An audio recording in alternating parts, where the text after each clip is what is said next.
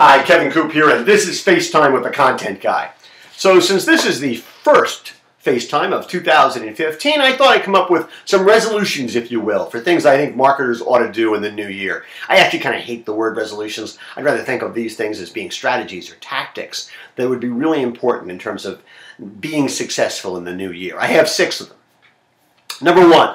Authenticity. Now listen, you put a dozen consultants in a room and ask them to tell you what authenticity is and how to get there. They're probably going to give you a dozen different answers and going to charge you a lot of money for it.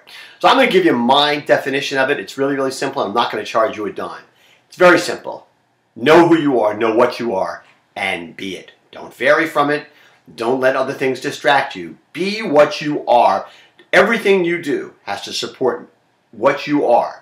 Because the minute you vary off that and you cast doubt in the mind of the consumer, they have a question about what you are and who you are, that kind of gives away a little bit of your equity and they might go someplace else, and you can't ever afford to let that happen. So that's number 1, authenticity.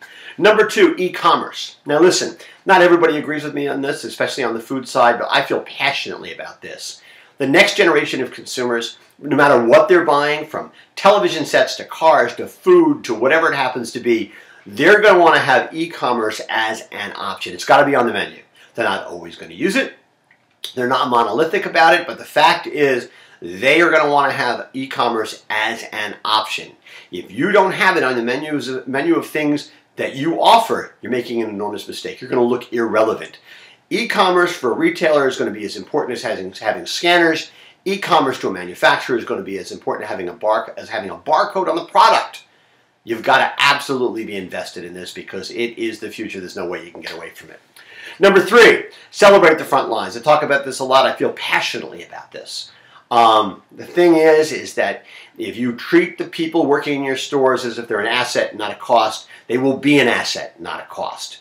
They are your most important asset. They're the people who are connecting with the customer. If they're not connecting with the customer, again, you're missing an enormous opportunity. You want them to connect with the customers in a fundamental and ultimately rewarding kind of way. Number 4, define your differences. Listen, the thing is, you go into most stores, 90% of what they have, somebody else carries it too. You can always get it someplace else. So you better know what that 10% is, and you better work it. You better be damn sure that you're defining your differences and you're exploiting them in every possible way, because that's the 10% that's going to make you successful long term. Number 5, trackability, traceability, transparency.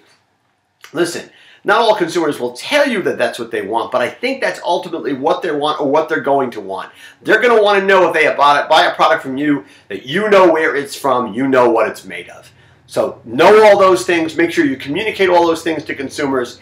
It's incredibly important. Trackability, traceability, transparency. That's going to be expected, especially by the next generation of consumers. And finally, listen, know your story and tell it. Tell your story over and over and over again. If somebody can walk into your store, pick up your product, and they don't know your story from it, and they don't begin to know your story well enough that they can tell the story for you, again, you're losing an enormous opportunity to make a connection with the customer, an enduring connection that can really help you over the long term. So those are my 6 things. Those are the things that are really important. That's my story, and I'm sticking to it.